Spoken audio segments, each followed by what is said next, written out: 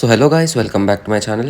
So ఈరోజు నేను lord శ్రీరామ్ని draw చేయబోతున్నాను. సో లార్డ్ శ్రీరామ్ని డ్రా చేయడానికి నేను బ్రుస్ట్రో A4 షీట్ డ్రాయింగ్ షీట్ తీసుకుంటున్నాను. సో దాన్ని చేయడానికి నేను మెకానికల్ పెన్సిల్స్ ఇంకా నేను నార్మల్ పెన్సిల్స్ అన్నీ యూజ్ చేస్తాను.